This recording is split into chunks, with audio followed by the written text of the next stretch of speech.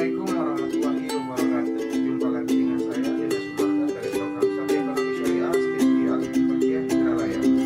Pada kesempatan ini saya akan mengulas tentang teori permintaan dalam Islam. Video ini dibuat untuk membahas mata kuliah ekonomi Islam, di mana pengampunya itu merupakan masalah ini. Secara umum, permintaan adalah banyaknya jumlah barang yang diminta pada suatu pasar tertentu dengan tingkat harga tertentu pada tingkat pendapatan tertentu dan dalam periode tertentu. Dari definisi ini, dapat diketahui bahwa permintaan terjadi karena dipengaruhi beberapa faktor. Antara lain, 1. Harga barang yang diminta. 2. Tingkat pendapatan, jumlah penduduk, selera dan perkiraan atau spekulasi harga barang di masa yang akan datang. Yang terakhir, harga barang lain atau barang substitusi. Besar kecilnya perubahan permintaan ditentukan oleh besar kecilnya perubahan harga. Jika ini terjadi, maka berlaku perbandingan terbalik antara harga terhadap permintaan dan perbandingan lurus dengan penawaran. Hukum permintaan menyatakan bila harga suatu barang naik, maka permintaan barang tersebut akan turun. Sebaliknya, bila harga barang tersebut turun, maka permintaan akan naik.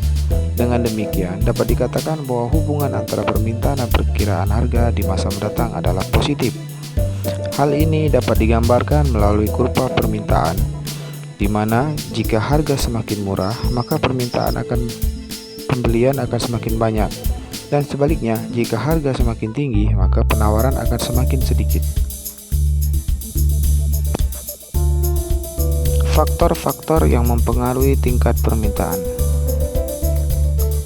1. Perilaku konsumen atau selera konsumen.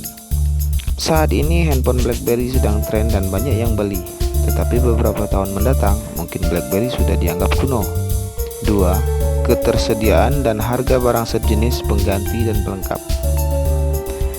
Jika roti tawar tidak ada atau harganya sangat mahal, maka meses, selai, dan margarin juga akan turun permintaannya.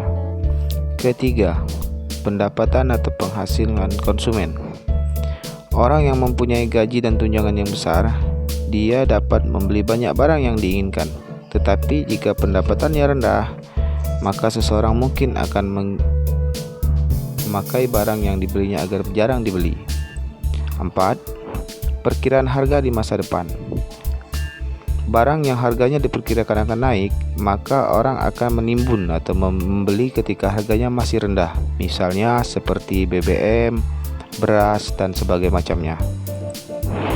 Selanjutnya, banyaknya identitas kebutuhan konsumen. Ketika flu burung dan flu babi sedang menggila, produk masker pelindung akan sangat laris pada bulan puasa Ramadan. Permintaan belewah, timun suri, cincau, sirup es batu, kurma, dan lain sebagainya akan sangat tinggi dibandingkan bulan lainnya.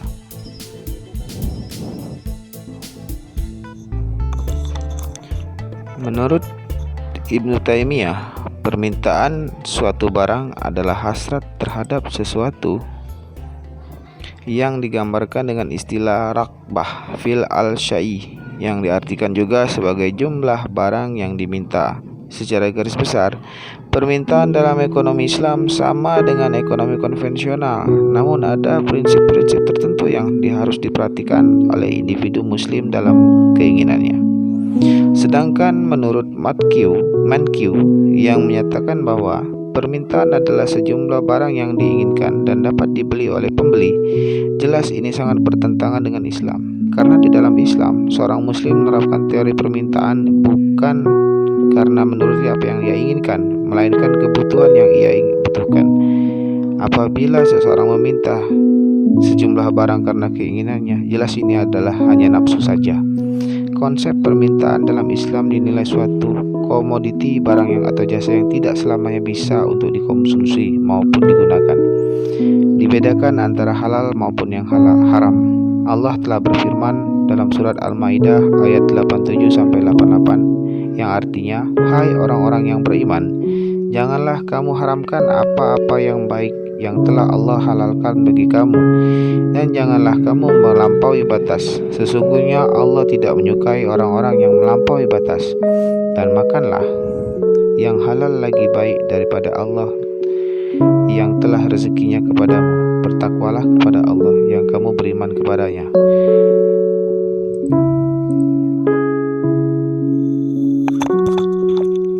Permintaan barang halal dalam pilihan halal haram.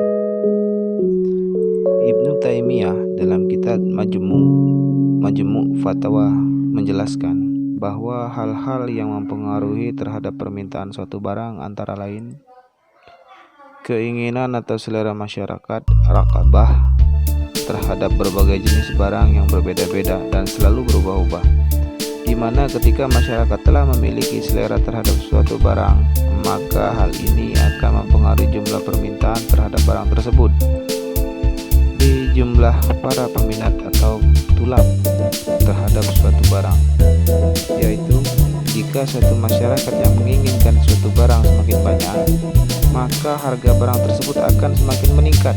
Dalam hal ini dapat disamakan dengan jumlah penduduk, di mana semakin banyak jumlah penduduk, maka semakin banyak pula para peminat terhadap suatu barang. 3. Kualitas pembeli atau al-mu'awid, di mana tingkat pendapatan merupakan salah satu ciri kualitas pembeli yang baik. Semakin besar tingkat pendapatan masyarakat, maka kualitas masyarakat untuk membeli suatu barang akan naik. 4. Lemah atau kuatnya kebutuhan terhadap suatu barang. Apabila kebutuhan terhadap suatu barang tinggi, maka permintaan terhadap barang tersebut tinggi. 5. Cara pembayaran yang dilakukan, tunai atau angsuran. Apabila pembayaran dilakukan dengan tunai, maka permintaan akan tinggi. Dan sebaliknya, jika digunakan dengan angsuran, maka permintaan akan sedikit. 5. Besarnya biaya transaksi. Apabila biaya transaksi dari suatu barang rendah, maka besar juga permintaan pasti meningkat. Dan sebaliknya, jika biaya transaksi tersebut tinggi, maka permintaan akan berkurang.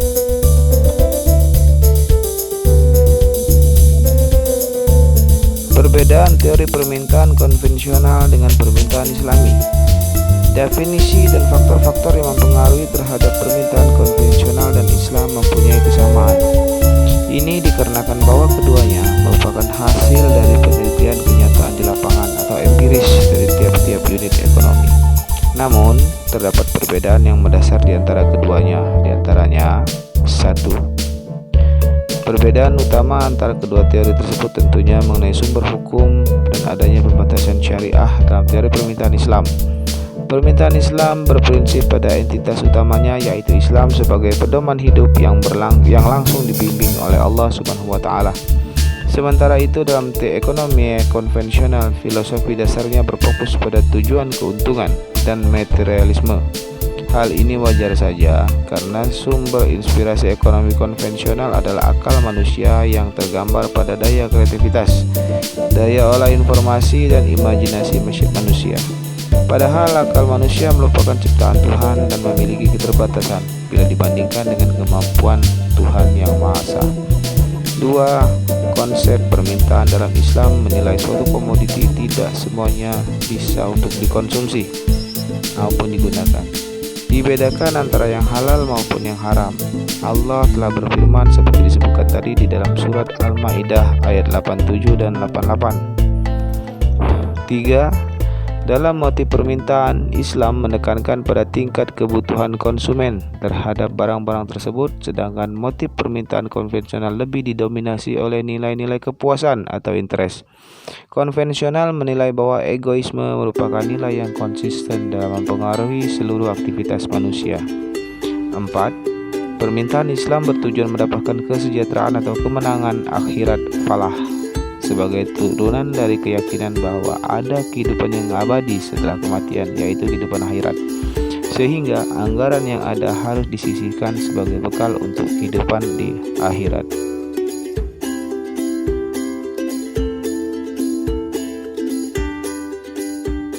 Demikian penjelasan dari saya, semoga bermanfaat. Tetap sehat. Wassalamualaikum warahmatullahi wabarakatuh.